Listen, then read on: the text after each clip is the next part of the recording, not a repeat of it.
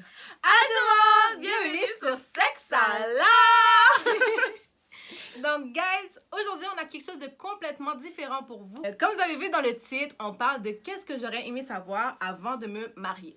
Donc, comme on vous l'a dit, Vicky et moi, on n'est pas mariés, donc on n'a peut-être pas l'expérience et le bagage pour parler de ça. C'est pour ça qu'on est allé chez les gens, puis on est allé les filmer, des gens mariés, divorcés, pour que eux ils puissent nous expliquer c'est quoi leur expérience dans leur mariage. Puis ça va permettre de nous outiller, puis comme nous faire comprendre que yo, le mariage, là, c'est pas juste la robe blanche, puis la cérémonie à 30 000 piastres, puis, tu sais, c'est pas juste ça, comme, ça, pour de vrai, c'est 1%. 1% de ton mariage, puis pour de vrai, on l'a compris en allant filmer ces gens-là, man. Puis, tu sais, dans le mariage, tout le monde vit une expérience complètement différente. C'est pour ça qu'on a choisi des personnes complètement différentes, avec un vécu différent, pour nous partager leur expérience aujourd'hui.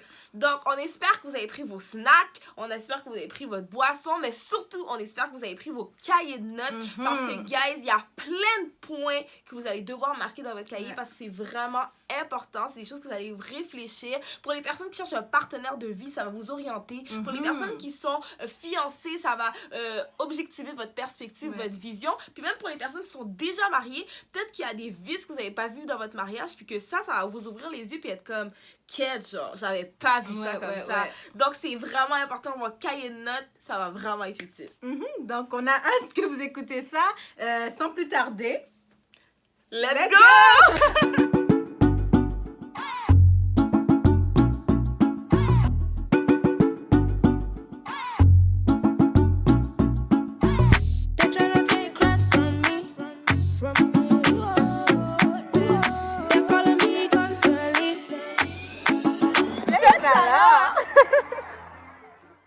Allô, mon nom c'est Malouchka, je suis mariée depuis 3 ans. Voici ce que j'aurais voulu savoir avant de me marier.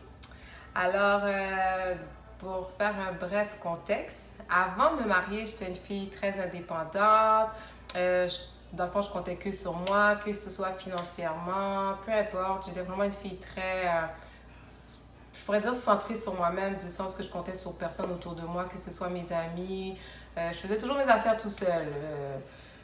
Là, une fois mariée, ben, c'était vraiment un autre monde complet. On dit toujours que lorsqu'on se marie, on fait un, mais je ne m'attendais pas à ce qu'on fasse un à ce point-là.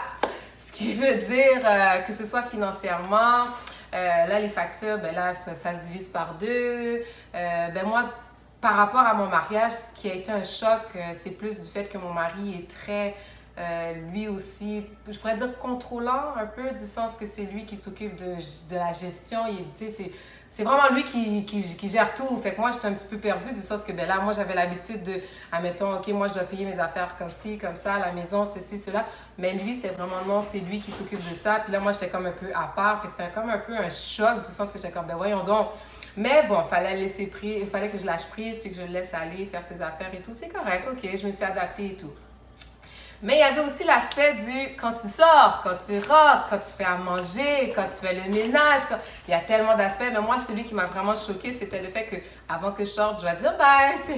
Avant de retourner, je suis comme, oh, mais je reviens dans 30 minutes. Mais ça, c'était vraiment pour moi un choc du sens que j'étais comme, ben là, voyons donc, je suis une adulte chez moi dans ma maison. Et c'est comme si je sentais que j'étais comme chez mes parents au point que, oh, est-ce que tu rentres dans 30 minutes? Est-ce que tu reviens? Ça m'énervait. Puis je suis une fille aussi que j'aimais, admettons, je peux être chez moi, j'écoute la télé, puis à 9h du soir, je suis comme, OK, je vais aller prendre de l'air parce que j'ai besoin de prendre de l'air, j'ai besoin de respirer et tout. Mais t'as quelqu'un à côté de toi qui te regarde comme, il est 9h30. Je suis comme, hey, j'ai comme 31, 30 ans, éventuellement et tout. Comme, ça m'énervait, là. Moi, c'était comme, hein? J'ai fait un choc par rapport à ça, puis j'étais comme, bon. Au fur et à mesure, on en a parlé, tout. J'ai compris, tu sais, lui, c'était différent. Lui, quand il est dehors, il va chercher à manger. Il sait que moi aussi, j'ai une bouche. Fait que, tu sais, il passe prendre pour moi quelque chose. Tandis que moi, je fais juste aller au restaurant, je prends à manger, puis je rentre chez nous, ma bouche est pleine. Lui, sa bouche est blanche. J'ai pas pensé à faire à manger. Fait que non, c'était par rapport à ça qui était vraiment un très, très grand choc. J'étais vraiment, on pourrait dire, très égoïste dans mon mariage. Mais au fur et à mesure, après de multiples reproches, j'ai compris que pour de vrai, faire un, c'est faire un dans tous les aspects, que ce soit financière, sortie, sociale, économique, peu importe, là, vraiment, C'est ça. Le moment que je me suis sentie que j'ai commencé à m'adapter vraiment, c'est quand, tu sais, à force qu'il me faisait les reproches, je dis pas qu'il me faisait les reproches mal, il me montrait que, tu sais, lui, quand il est sorti, ben, il a pensé à moi, puis, tu sais, il m'a peut-être emmené un vêtement, il m'a amené à la nourriture. Fait que là, moi, je me sentais mal, du sens que j'étais comme, quête, ok, pour le reste, je suis enragée. Fait que j'ai fait plus d'efforts. Quand je voyais que je mangeais, j'étais comme, non, c'est vrai, je suis pas tout seul. Il y a lui aussi. Quand j'allais magasiner, je me prenais un chandail comme je pouvais lui prendre un chandail. Le côté finance, ça, je dirais, bon, ça, c'est comme, tu sais, je travaille, je suis mariée avec un gestionnaire. C'est difficile de vraiment trouver un juste milieu, mais on a trouvé notre façon à faire du sens que, bon, moi, je paye mes petites affaires, lui, il paye ses affaires et tout, quoi que ce soit. Mais en tout cas, on s'arrange, on arrive à s'entendre, on discute et tout, puis c'est ça. Si j'aurais un conseil à donner à ceux qui ne sont pas encore mariés, c'est beau la passion, c'est beau l'amour, mais moi je trouve qu'avant tout, ce qui fait de mon mariage une réussite jusqu'à présent, premièrement, c'est sûr, c'est clair, c'est Dieu, mais en même temps, je trouve que le fait que moi et mon mari, on est vraiment une équipe, on est vraiment des meilleurs amis, on est capable de se dire vraiment les vraies choses. Quand ça fonctionne pas, à la place de juste comme être marron, puis tu sais, grogner le matin, pas dire les choses, on est capable de se dire les choses dans le respect. Tu sais, c'est comme on n'est pas un couple qu'on va se chicaner.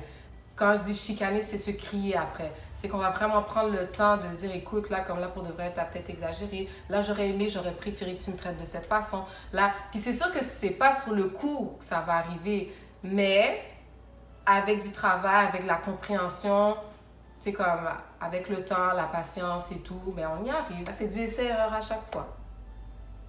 Fait que c'est ça.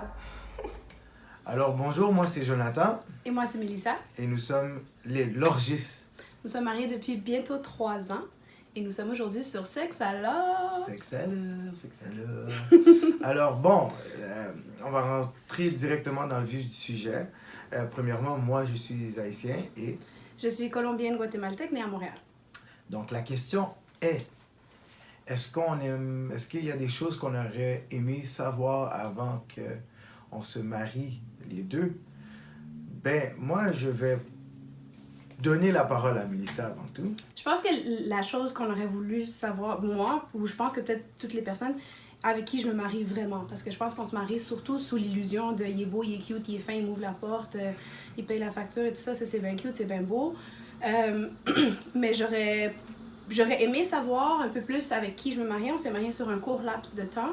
On s'est rencontrés en mai 2016, on était mariés en mai 2017 et on se voyait, je pense, une fois par semaine durant ce temps-là. J'aurais voulu connaître plus la personne parce que je pense, dans mon cas, moi, ou dans le cas de plusieurs personnes, on vit des fois des ruptures ou des relations très difficiles dans le passé qui vont marquer ce qu'on pense du sexe opposé, je pense, au courant de notre vie. Puis j'aurais voulu savoir que je me mariais pas avec toutes ces mauvaises expériences-là. Puis j'aurais voulu savoir que je me mariais avec quelqu'un qui était beaucoup plus digne de confiance, malgré qu'on dit que la confiance se bâtit et tout ça. Je pense que ça m'aurait évité beaucoup d'erreurs au début. Beaucoup de choses comme qui arrivaient, puis que là, tout d'un coup, je me disais, c'est ça, ils sont tous pareils, tu mens, ou des choses comme ça. Puis finalement, ça avait même pas rapport. Puis là, dans tout le paquet, tu mets ton père, tes ex, ton cousin, le gars que t'as vu dans le film qui fait telle affaire, sont tous comme ça. Puis finalement, non. Puis l'autre, ça aurait été aussi de la fameuse phrase de l'apôtre Paul qui dit « Femmes, soumettez-vous à vos maris ». Puis de comprendre que dans la soumission, il y a une bénédiction qui est comme vraiment impressionnante. Puis que la soumission veut pas dire que t'as pas de voix ou ça veut pas dire qu'on va te piler dessus, mais ça veut vraiment dire que tu reconnais l'autorité de la personne qui est devant toi. Puis je pense que ça, c'est quelque chose qui est très difficile dans l'ère où on vit maintenant, d'être féministe. Puis nous, les filles, on est capables, puis girl power, puis tout ce qu'on fait, c'est comme avec ou sans toi, je suis capable de réussir. C'est difficile de rentrer dans la culture du mariage chrétien dans le aujourd'hui, puis faire comme je suis capable de vivre sans, comme je peux pas vivre sans lui. Et le dernier point, je crois, pour moi, ça aurait été aussi de comprendre à quel point les hommes sont beaucoup plus sensibles qu'on croit, de se rendre compte que des fois, on peut leur manquer de respect ou on peut leur manquer d'honneur sans même s'en rendre compte. Puis on est responsable d'élever nos maris, puis de les amener à un autre niveau, puis c'est quelque chose qui est pas souvent enseigné à la fille ou à la femme d'aujourd'hui. Dans le mariage, j'ai pu comprendre qu'il y avait beaucoup d'orgueil, il y avait beaucoup de choses qui se passaient à l'intérieur de moi, en fait, que je travaille encore aujourd'hui. ce que j'aurais voulu savoir, c'est plus par rapport à moi-même et non par rapport à Mélissa. Dans le mariage, j'ai pu comprendre qu'il y avait beaucoup d'orgueil, il y avait beaucoup de choses qui se passaient à l'intérieur de moi, en fait, que je travaille encore aujourd'hui.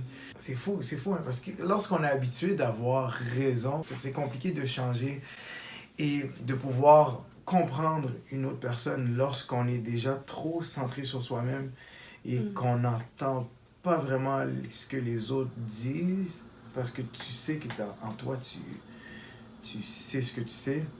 Man, je sais pas si vous me suivez, mais c'est juste intense. Je sais pas comment expliquer ça.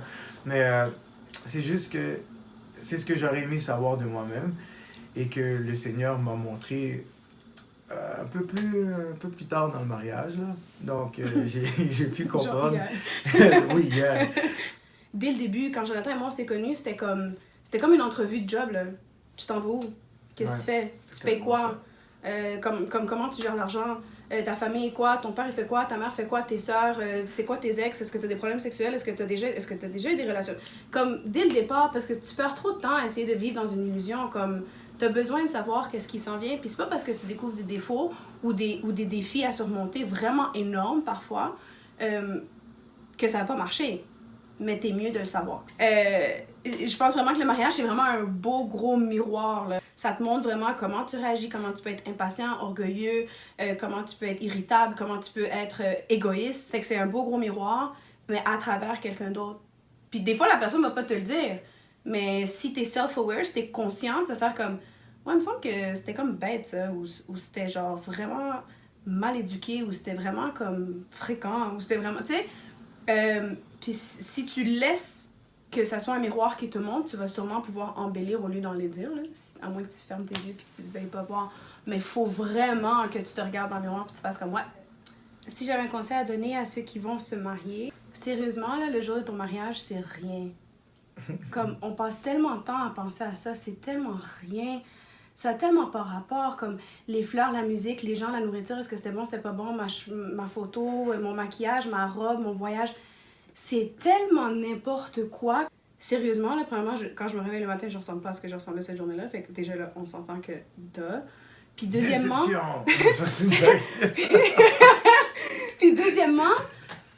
Puis deuxièmement, c'est comme... C'est un événement, mais de vraiment te concentrer sur avec qui je vais me marier, c'est qui est devant moi, puis qu'est-ce qui m'attend, puis c'est quoi nos défis, puis on va en parler au début. Il y a des choses qui nous sont arrivées en tant que couple avant de se marier, qui se sont reproduites encore dans le mariage, puis des fois exponentielles, beaucoup plus gros, parce que là, t'es entre les mêmes 4 murs. Et surtout, quand tu vas t'unir en mariage, d'être sûr que c'est le Seigneur qui a parlé. Parce que moi, c'est ce qui m'a soutenue à travers les moments très difficiles. J'étais comme, mais je sais que Dieu ment pas. Puis je sais qu'il m'a dit que c'était ça, puis que c'était lui. Donc, continue à marcher. Puis de toujours t'assurer que l'autre personne elle a une relation avec Jésus comme toi, tu l'as. Si toi, t'en as pas une, ben c'est peut-être pas si grave que l'autre personne n'en ait pas une, parce que tu vas pas en développer une parce que l'autre en a une. Oublie ça, là. Ouais, dans le fond, nous, on est en train de s'aiguiser, on apprend à se connaître et on s'améliore. C'est ça le chrétien, c'est ça la vie de chrétien. Je pense qu'une des choses qui est comme vraiment importante, c'est de comprendre que l'homme et la femme ne voient pas la sexualité de la même façon, mais pas pantoute. Notre appétit sexuel n'est pas pareil, c'est pas les mêmes choses qui nous éveillent, c'est pas les mêmes choses qu'on recherche. C'est tellement impressionnant. Puis c'est pas, encore une fois, c'est pas juste ton besoin, c'est pas juste moi, j'ai besoin de câliner moi. C'est sûr qu'à un moment donné, oui, il peut y avoir des carences si mettons, le besoin de l'un ou de l'autre n'est pas pris en considération. Faut l'équilibre. C'est ça. Mais que de là à pas comprendre, puis de pas savoir, puis de te faire des illusions, puis de monter sur des nuages par rapport à ça va être quoi le sexe, sérieusement, comme descends, apprends, ouvre des livres, puis go, parce que tu vas vraiment être déçu. Tu peux être grandement déçu de faire comme... Mais il me semble que c'est juste ça. Surtout, encore une fois, avec le monde pornographique qu'on a aujourd'hui. Écoutez, Mélissa. Bonjour, je m'appelle Inomia, j'ai 35 ans, je suis divorcée et j'ai 3 enfants. Alors, aujourd'hui, je vais répondre à la question « Qu'est-ce que j'aurais aimé savoir avant le mariage? » Mon premier point, ce serait connaître l'autre personne. Qu'est-ce que je veux dire par là? Sa personnalité, quel genre de personne il est, quelle est sa relation avec Dieu, quelle est sa croyance en Dieu. Aussi très important, la relation qu'il a avec ses parents. Pas seulement son père ou sa mère, ça peut être des personnes biologiques, la personne qui représente sa mère biologique ou sa tante. Vraiment de connaître les relations qu'il y a, parce que ça peut vous éviter certains problèmes à l'avenir, de connaître comment il interagit avec ces gens-là. Moi, personnellement, avant le mariage, là, les relations avec sa famille, je ne savais pas. Et on s'est mariés peut-être dans un délai plus court qui fait que je n'ai pas eu la possibilité de connaître ces choses-là. Mais la relation avec ses pères, sa famille, ses frères, c'est toutes des red flags que j'aurais pu voir que je m'approchais peut-être d'une personne toxique, un peu de bipolarité. Alors oui, j'ai vécu des expériences qui ne sont pas plaisantes, de la violence physique, de la violence verbale, la violence psychologique, 2 tentatives de meurtre. C'est des choses qui auraient allumé une petite lumière rouge que j'aurais aimé qu'on m'enseigne sur ces choses-là. Poser des questions. Oui, il faut que je pose des questions parce que le mariage, là, comme on dit, là, il n'y a pas de plan B. Fait qu'il faut que je sache que je rentre dans ça, puis c'est mon seul plan, c'est le plan A. Tu peux pas changer l'autre. Tu pourras pas le changer. Moi non plus, j'aurais pas pu changer mon ex-mari, mais j'aurais pu l'encadrer, aller lui chercher de l'aide s'il acceptait d'aller chercher de l'aide. Je l'aurais encadré, je l'aurais soutenu. Alors ça, c'est très important de connaître l'autre personne. Par rapport au pardon, qu'est-ce que je voudrais dire par rapport au pardon avec ton partenaire avant de te marier? C'est de savoir comment il est. Est-ce que c'est plus quelqu'un qui va affronter ou qui va plus se retirer et puis demander pardon après? C'est voir le processus de comment lui, il voit le pardon entre vous deux. Je parle pas avec l'extérieur, là, je parle de vous deux qui allez éventuellement vivre ensemble. Le budget et les finances. Oui, avant le mariage, le budget et les finances, c'est un sujet chaud, un sujet qui va amener de la tension. Alors, depuis avant le mariage, dans les débuts, la relation, établissez déjà qui va faire la gestion financière, comment vont être les partages des factures, les comptes personnels, les comptes conjoints. Parlez de tout ça. L'importance de sa profession. Quelle importance qu'il donne à sa profession, à son travail. Vraiment de savoir que moi, je tiens à mon travail, je veux pas de journée de congé et tout. Fait que c'est sûr que ça va être plus dur après pour lui dans le mariage de faire des concessions si vous avez des enfants, puis de prendre congé. Alors de bien savoir c'est quoi l'importance qu'il donne à son travail, à sa profession. Les enfants, est-ce que t'en veux? Est-ce que t'en veux pas? T'en veux combien? Après combien d'années que tu veux mettre la femme enceinte là?